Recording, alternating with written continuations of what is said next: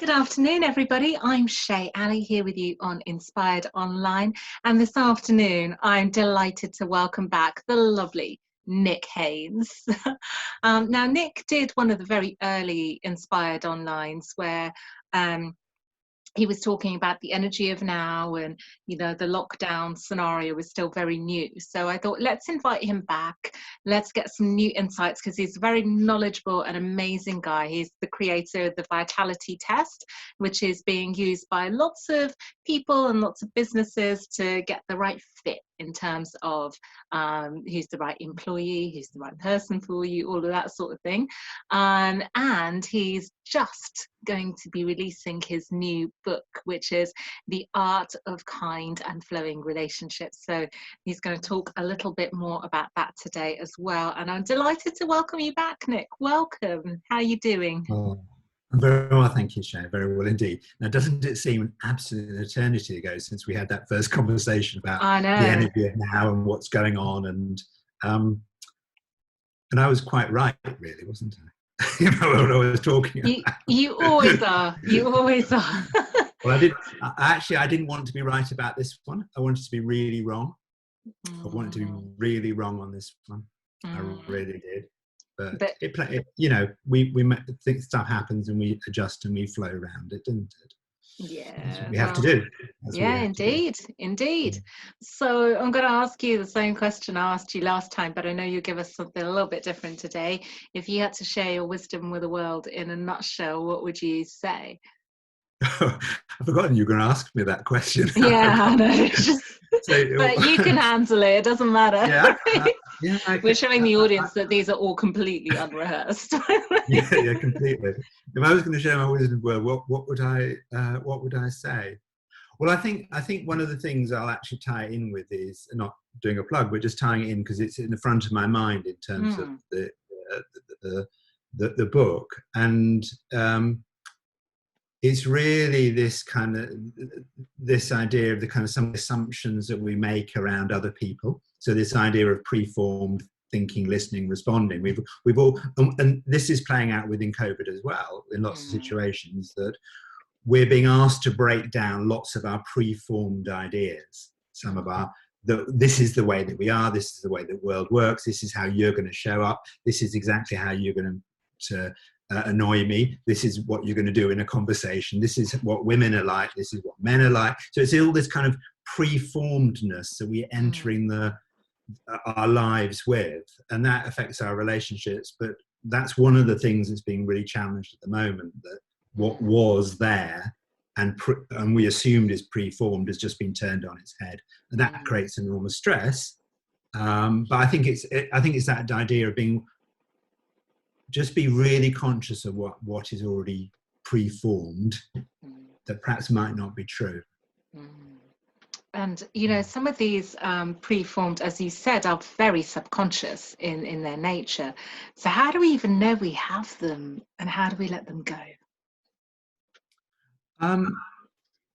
Well, I think the first thing really is to kind of just let's look at some practical. Let's look at some practical examples. Let's look at look at what's going on in say a relationship when a dialogue is going on between two people. The first thing you really just got to do is you just got to have awareness that it's highly likely that you are bringing something to the party. Really? I'm totally innocent, Nick. You're bringing a previous argument. You're bringing a grudge. You're bringing goodwill. It's not just all negative. You're just bringing stuff to this party. Of course you are. So if you look at some of the stuff that's going on within our wider relationships between other countries and our political relationships that are going on at the moment, because the art of kind and flowing relationships isn't just about intimate. It looks at our whole set of our relationships that we have. So if you just look at what's happening, is we saw prior to this extreme versions of it, of people having preformed thinking. Well, you're a snowflake. Yeah, but you're a right-wing capitalist pig. Yes, but you're a Tory. You voted for Brexit. You did this. So we enter every single conversation with a level of preformed understanding about about what they're actually like. Yeah. And if we do that in our relationships, when we suddenly come together in our intimate relationships, and those start to play out, it gets to be really hard for someone to change. Or to actually find a place where the relationship flows, because you've already decided it's going a certain way. So I think that's one of the things that we're being really challenged to look at the moment, and almost trying to say, well, actually, so it's entering a conversation or entering a situation where it said, actually, let's just let go of our past stuff. Let's have some lessons, but let's just let go of our past stuff. Let's just start a conversation from here and see where we go. Oh. Well, it's a lovely idea. Yeah. As opposed to saying kind of, well, I've had lots of previous relationships when the person has cheated on me. I'm just going to test and find out whether you're going to cheat on me as well. Or I've had lots of relationships where I have been submissive, so I'm actually going to test that. So it appears, and we just do it. We do it absolutely everywhere. Yeah, we do. And it's lovely actually to to connect with someone who comes to you as almost a blank slate. But equally, those life experiences make us who we are, and so what is the balance between letting that go and letting it shape you to become who you are? Some of it is about being present in this moment. So we have our history, we have our past, we have our dreams, and we have our future. We have this whole relationship with time. Yes. And in normal everyday existence and stuff, we just flow between our past and our future. And we have dreams together, and we just exist with it. But if we're actually trying to work something out, or we're trying to get some flow going because you've reached an impasse, or you need to make something happen, that's when it gets to be problematic, when you bring the preformed stuff in. Within normal everyday life, of course, you've got your memories together. So one of the things in the Art of Kind and Flowing Relationships, we look at the flow, but we also look at this idea of glue, glitter, and magic. That there is a glue that holds us together, and some relationships have absolutely no glue, or they might have the children of the glue, and the children leave home and suddenly there's nothing holding it apart. Or the glue might be that they made a promise 30 years ago in front of some friends and God, and that's the only glue that holds them together. I've had that with some clients.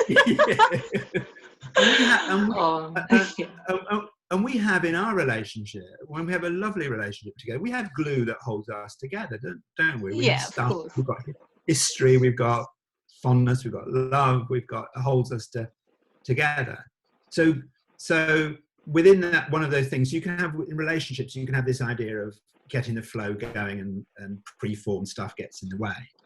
But it's not just what relationships are about. There's also saying, okay, well, can we find, sometimes when I worked, I've done over 50,000 consultations, one-on-one consultations. So I kind of know when things go right. You know people very well, yes. Know people well. And I'm also obsessive. You know me, I'm obsessive about looking at human nature, how we show up, what goes on. And I'm also obsessive, in a lovely way, in an obsessive way. And also about how do we create kindness, how do we create flow, how do we create world politics, how do we make the world a better place? Our common glue. So one of the things that we have, once you get over this idea of can we get our relationship flowing, can we get things moving, then you've got to look beyond that and you say, okay, well, what would be the glue that would hold us together?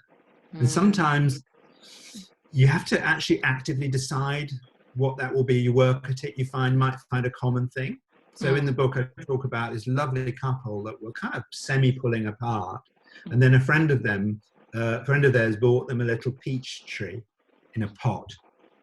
And they had a very small garden. Well, not a garden, it was like a patio with a slab. So they started to look after the peach tree, and then they started looking at gardening. And in the end, the glue that started to hold them together was putting fruit trees in pots. Okay. Was their glue. And they would water. I'm smiling because apparently peaches is the sign of, don't ask me why I know this, but peaches are a symbol of fertility, apparently, and growth. Wow, isn't it interesting? Because one of the things they didn't have, they didn't have kids. So they had peach trees and they had plum trees. And I remember saying to them one time, well, isn't that an awful lot of work? All those watering them and pruning all these trees and all these pots. And they said, oh yes, it's an incredible amount of work. We're literally together in the garden from dawn to dusk, pruning and clipping and doing and think, oh, so yes, lots and lots of work. But that was a glue. They went on shows and it was just lovely. Yeah. Then another component you want to have as well as this flow and this glue, another component you want to have is some glitter. Yeah. You know, that kind of sparkly stuff. I love glitter. Yeah, I'm a girl. Interesting. Since this morning, I have a very big fly that's flying around the room. It does nothing other than appear when I'm doing a podcast or a radio show. We need to look up the symbolism of flies now, right? Yeah, it's testing my kind of relationships with flies and my Buddhist tendency, because I'd like to do some squashing, but I won't. Live on air, folks. Live on air. Yes, so glitter is the kind of sparkly stuff that you would do. It might be the card you might buy, or a little present, or some roses, or this, or it's a sparkly stuff that sits around the edges. Now, one of the things that can happen is and we'll often see at events like Valentine's Day, we'll see full expressions of glitter. And people will go out and buy flowers and glitter and cars and this and that. And one of the things to really look at is often what will happen is if there is absolutely no glue, and there's really not that much flow going between you and there's kindness, and those two things aren't working, then what people will often do is major on glitter. Okay. Bought you a present. Guess bought you a car. Bought you this. Bought you this. Let's do it for me. Oh, look at this. I'm going to treat you like a princess. I'm going to treat you like a king. I've got this. Oh, glitter, glitter, glitter, glitter. And I sometimes worry when I would see in relationships, when I would just see vast amounts of glitter going on. Yes, so right. It's so right. And I think, just an aside, to some extent, social media can be a glitter, because I've known some couples that are just very, oh, I'm so in love with you. And, every two posts they're posting on each other's walls. And then you get to know them personally. You're like, okay, that's not what I would have thought you would be. Yeah. Because one of the things is that when things get really, really tough, is actually kind of the glue that starts holding you together. Yeah. I mean, you can have toxic glue as well. You can have glue that actually you're scared to be alone, so you stick together because your glue is that both of you are scared to be alone. Don't actually like each other, but right. That's just what I've always dreamed of, Nick. Yeah, just what I've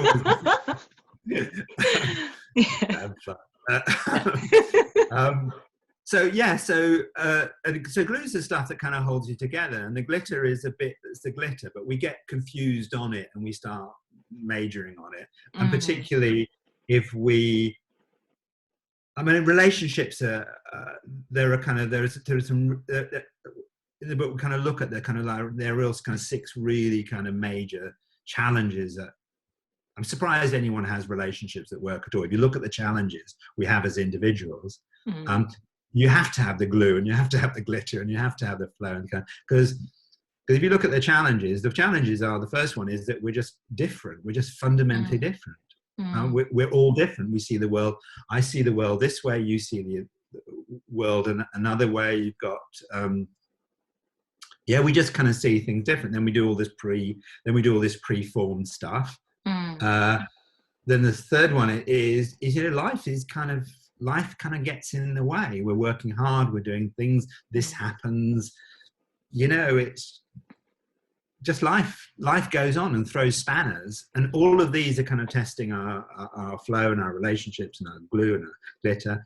And then the other thing that really makes me laugh in relationships is that we're also in a constant change. We're constantly changing. Yeah. So just when I think, absolutely, I really nailed this relationship, I know what this person's like, I know what they think, then they go and change. Yeah. They might change what they decide they want to eat, what they like to have, what to wear, or they just change and they start to have different values, or they mature or whatever. So it's a kind of a moving, it's a kind of moving feet.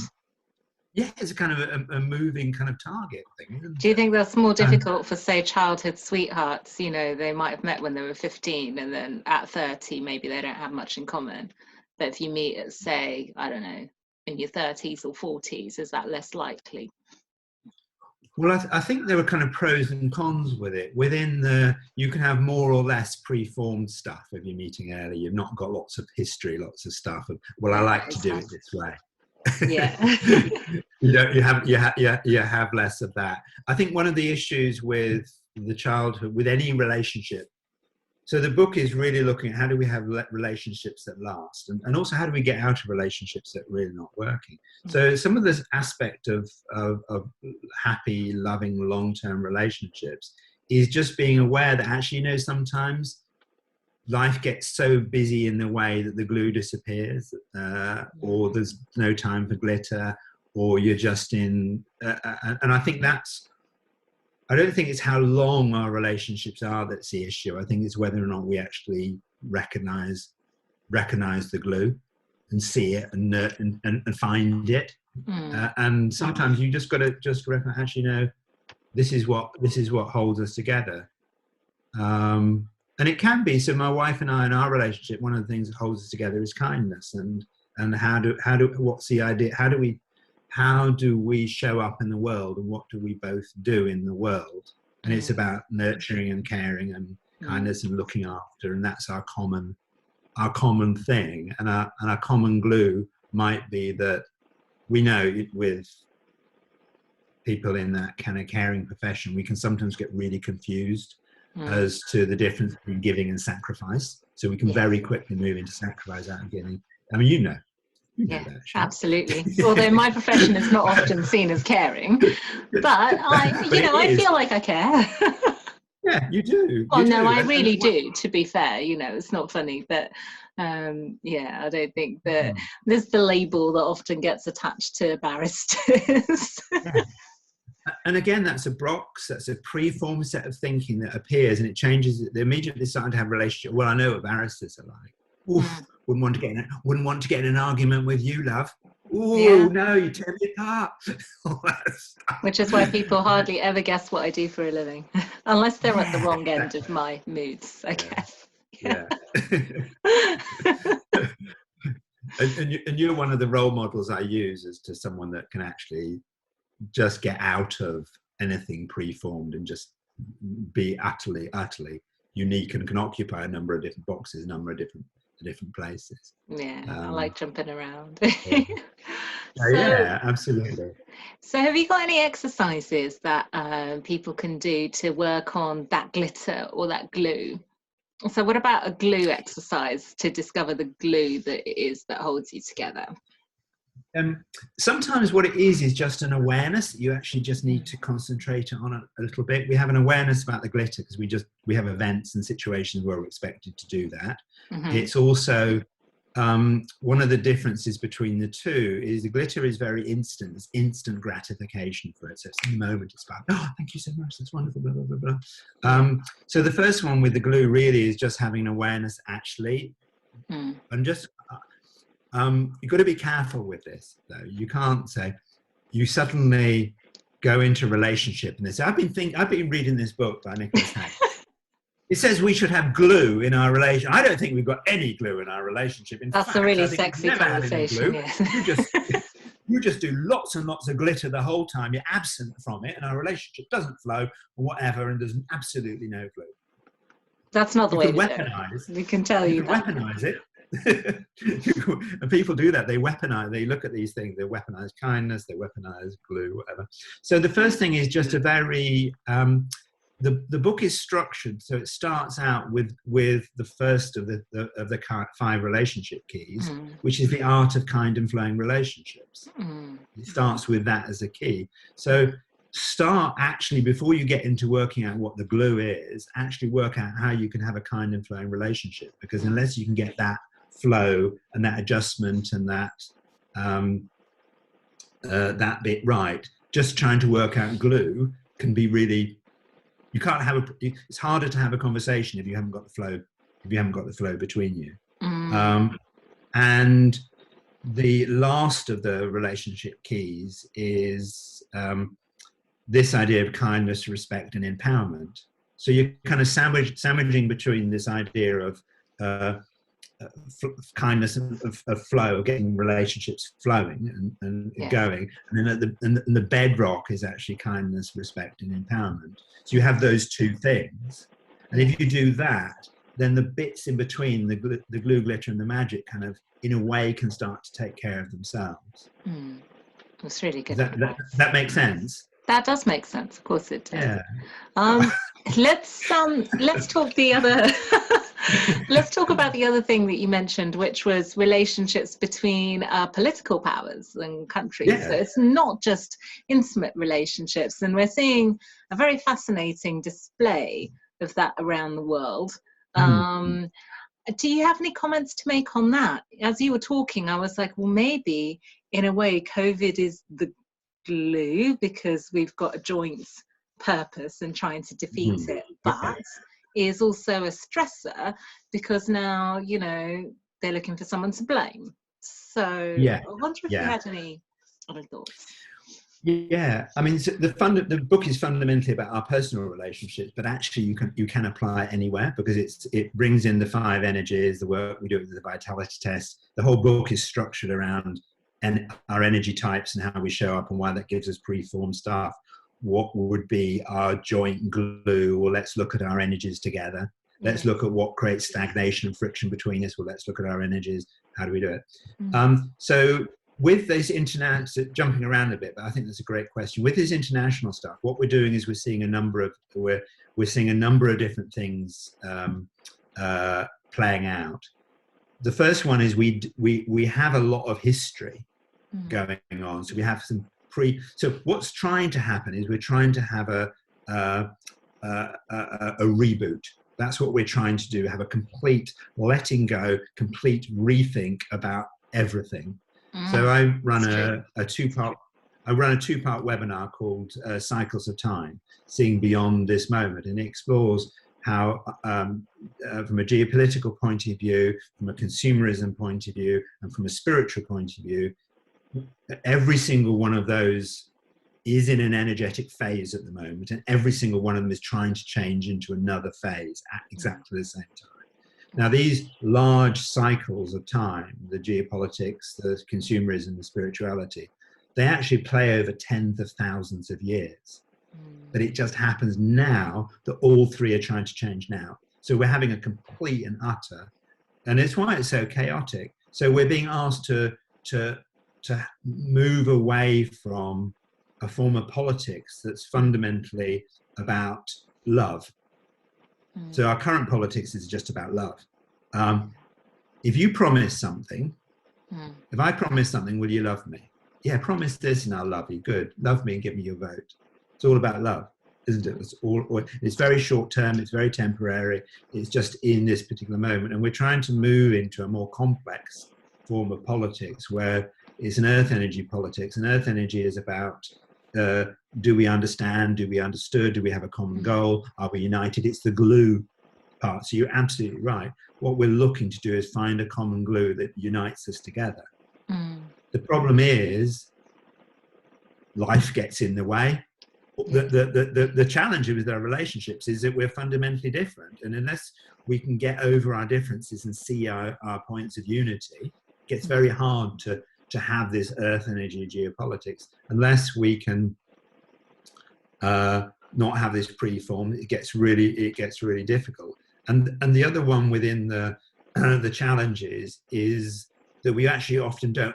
Our relationships have a challenge in that we often don't have a very good relationship with ourselves.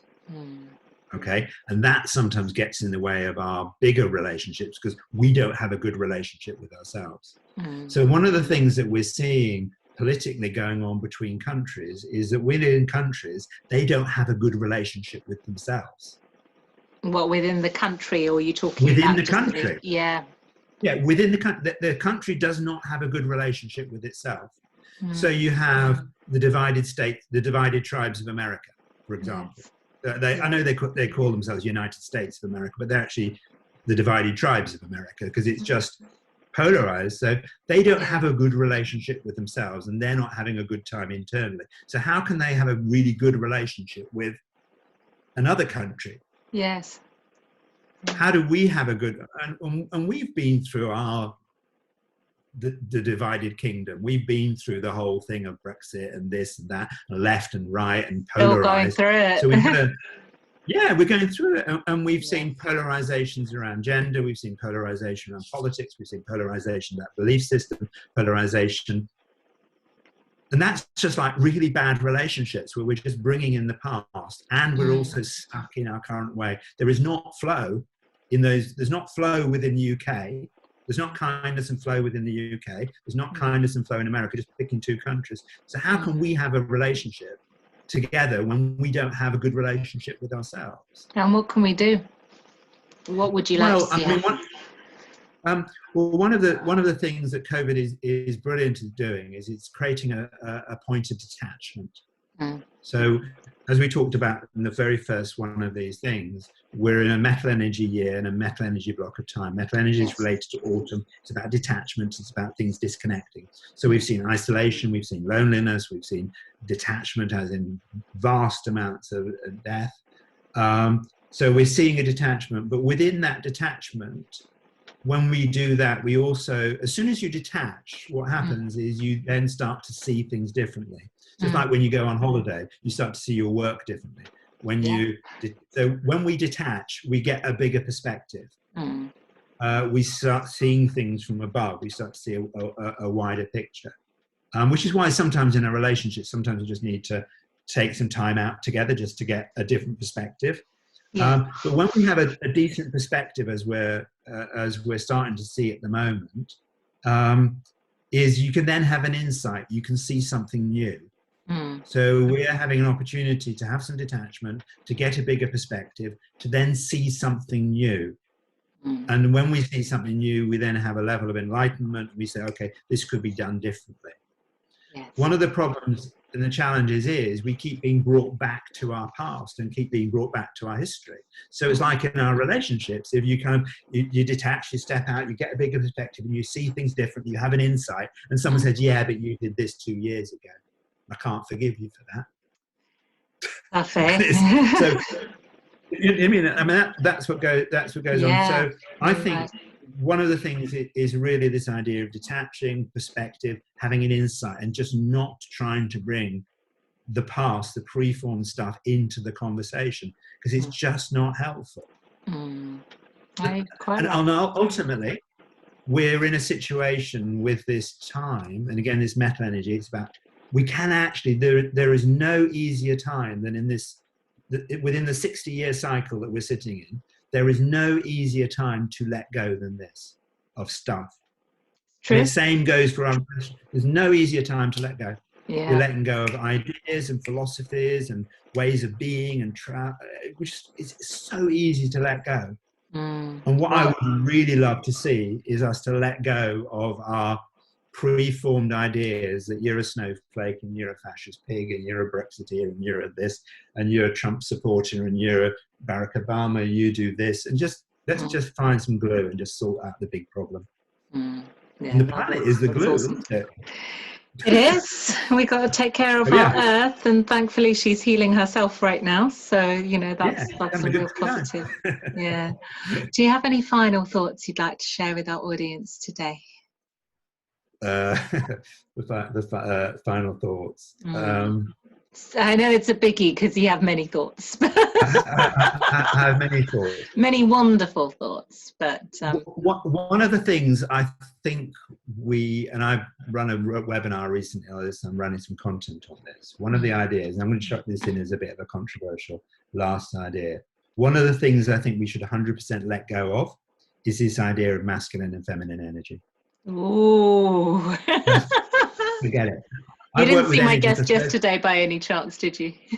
No, I didn't. Was this masculine and feminine energy? Well, she's was a gender studies expert, and we've got Dr. John Gray coming on next week. So okay. Well, yeah. yeah. But no, please say more. I love it. Let's hear all viewpoints. Well, so one of the things that happened in ancient China, okay, was that they decided that there needed to be a situation where they could suppress women, and they needed to do that. So what they did was, in this period of time, the Han Dynasty, what they did was they rewrote yin and yang. They changed it from being a polarity based around flow and movement, and they changed it into a polarity based around hierarchy of above and below, in, out. Men are yang, above, women are below. Men are directing, women are receiving. Women are caring and nurturing, men are. So we ended up with this yin and yang polarity split, and it was designed to basically say that women should be subservient to men. But don't worry, my dears, you're highly imaginative and you're creative and you come together and you do all this nurturing stuff. So you have your yinness, enjoy your yinness, it's fantastic. And then we had things like when Carl Jung did the I Ching, and he started to create all this, when he did the preface for that, he was looking at yin and yang, creating these polar opposites. And we ended up with really polar opposites of gender. And we had the same thing in the mid 1940s, when all the men were coming back from the war and the women were in the factories. And so they created this idea of women have, this is feminine energy, to be in the home, it's nurturing, it's about caring, it's about saying, men are directing and force. And we ended up with this bigger and bigger gender split. Yeah. And I would encourage you to read Gina Miller's book called The Gendered Brain. And it really looks at the science behind the difference between our brains, and there is nothing between us. But what there is a massive amount of conditioning from the moment we're born to how we relate to each other, based on this idea of masculine and feminine energy. And it's one of the things that sits there as a known truth for us. And it informs so much of who we do and how we show up, how we hold babies, the stuff that we give them. But if you look at the science of the brain, there is no difference between us, unless we're conditioned to become different. And then there is a big difference. But one of the challenges is that if you don't fit with the energetic model of your gender, as in, say, you're very directing, you're very forceful, and you push there, you're made to feel the wrong gender, because you're embracing all this masculine energy, this toxic. No, you're just being yourself, and you just happen to have very direct energy. So I think one of the things that we really need to let go of is this idea of masculine and feminine energy, and even this idea, well, we've got it both within us. It's fundamentally divisive as a concept, because half the people are made to feel wrong, half the people don't feel like they fit within their box, and it just creates, and there is no science that actually backs it up. There is lots of anecdotal evidence, there's lots of observations, but it's the train. There is no science that fundamentally backs it up. I can't believe you ended on that, because we want to dig into that a bit more. Yeah, but it's given as an absolute truth. Well, and it's one of the things, if you look in our relationships, it starts to inform so many things. The relationships break down because people don't fit the energy of their gender, or they're trying to force it, or they're feeling uncomfortable with it, or they're trying to be what someone thinks they should be, which is. And according to this hypothesis, are you saying that is all conditioning, or that's what the scientific evidence? In terms of our brain behavior, it has a vast. There is very little difference. There is very, very little difference. There is not the difference that we're making out that it is. I see. Well, what about? Okay. I've got to ask this. What about the very biological differences, right? Because,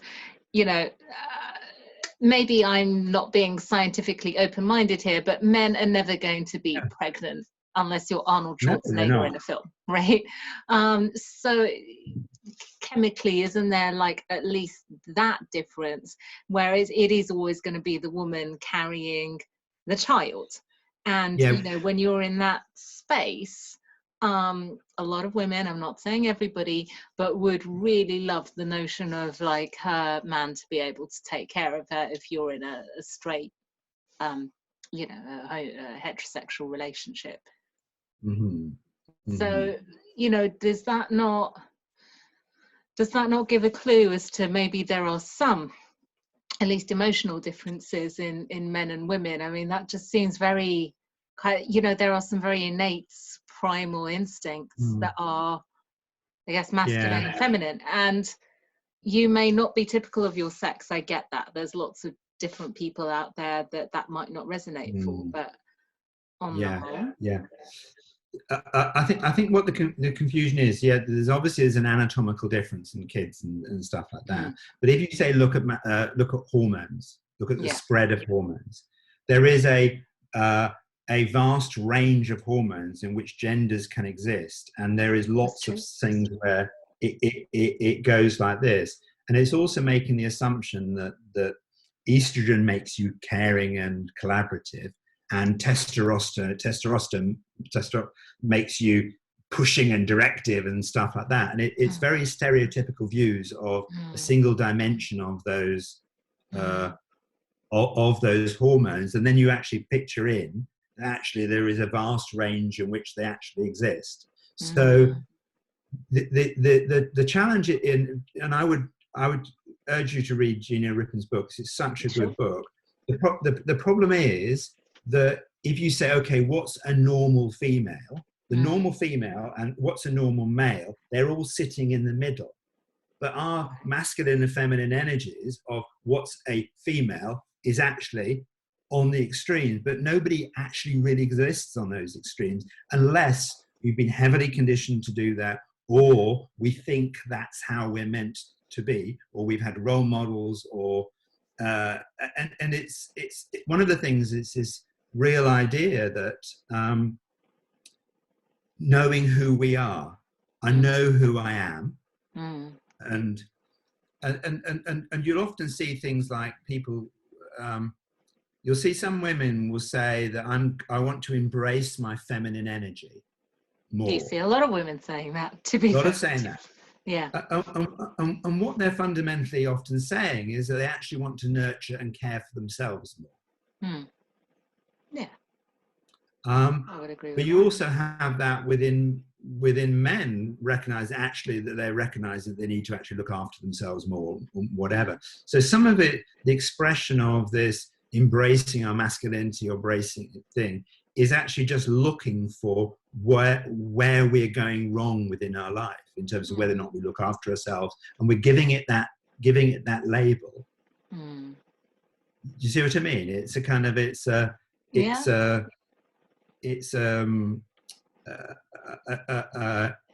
masculine and feminine energy is used as a description to play out certain more balancing roles within internally within ourselves. That's often how you see it.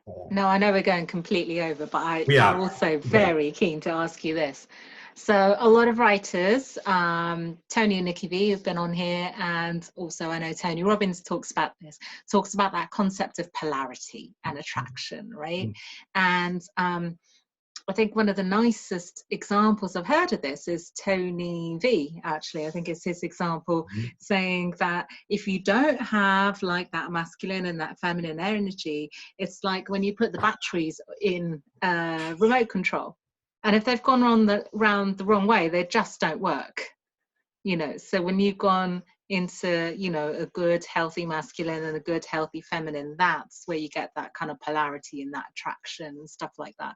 So if we're all becoming neutral, and perhaps, you know, I know, you know, there's lots of places where we should be neutral, like, you know, in the world of equal pay and stuff like that.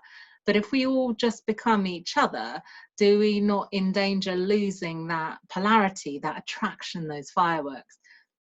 No, because what I'm not saying is I'm not saying there isn't polarity. I'm just it's the label of this polarity is female and this polarity is male. That's the that's the problem. Not the fact polarity exists, that you have someone that's actually likes to someone that likes to make decisions, someone else likes to, I don't like making decisions, I just leave them up to them. Or someone says that I really like to do this stuff and I really like to do this stuff. That's great. So you do that, I'll do this. It's when you label it and you give it a gender-based description of the energy, that's when the challenge is. Because what happens if you don't fit the gender? You see what I mean? That's what the issue is. So there's nothing wrong with having yin and yang has a polarity, but actually its original use was a polarity of flow, not a polarity of opposites or a polarity of hierarchy. Whereas it was flipped into hierarchy and into opposites, because that's a much easier concept to understand than it is a polarity of flow, where you can have opposites, but there is a flow and a movement between them. Because that's truly what the battery example is, not a polarity of opposites, it's a polarity of flow. Yeah. So I don't think there is an issue. For me, it's a labeling of this is feminine energy and this is masculine energy. And I just question, well, where does that come from? Who decided this was female and who decided this was male? I know from ancient Chinese history who decided, and it was a single philosopher, and it was decided that way to suppress women. Wow. It was decided in the 1940s to get women back into factories. It was decided in et cetera, et cetera. I mean, the whole idea of pink and blue, it was a reaction from women, because boys used to be dressed up in pink and girls were always dressed in blue. That was the hierarchy. That's how it all was. So women said, actually, we're going to start to wear blue. We're going to start to wear pink to show that women actually can wear pink too. Right. So we ended up with that as a dot. But now you have pink prams and everything. Yeah. So there's kind of. So I have no problem with dualities and if you can get them flowing. I just have a real problem with who decided to label these things with this gender. Who decided to give this set of attributes and said, this is female and this is men? Because as soon as we have that, then we have gendered professions, don't we? So you say, okay, this is exactly what gendered professions, you have gendered pay, you have gendered relationships that people get trapped in, you have hierarchy, you have difference in book. You end up with all those things because we've decided that this is female and this is male. And I'm just saying that could be one of the things we could let go of, because A, it doesn't exist within the norm, and B, it just isn't helpful within our relationships. It's not helpful within the way we interact. But it's really difficult. It's really difficult, because it's the same with when they thought the world was flat. It is flat. Look everywhere. It's just flat. Everything tells me it's flat, and everything tells us that masculine and feminine energy exists. The personal development world is built on it. Businesses are built on it. Gendered professions are built on it. Pay is built on masculine and feminine energy, of stereotypes around that existence. And it messes our relationships and it creates division. And half the stuff you do about trying to get equality and stuff is because of gendered professions and ideas. And if you take it down, it's a masculine and feminine energy idea. Yeah. I just think might be a great one to drop at this particular stage. But it's very difficult because there's a big industry that makes a lot of money on it. A lot of money. You've certainly given us a lot of food for thought. Thank you. chucking that one at you in the end. I know, it's fine.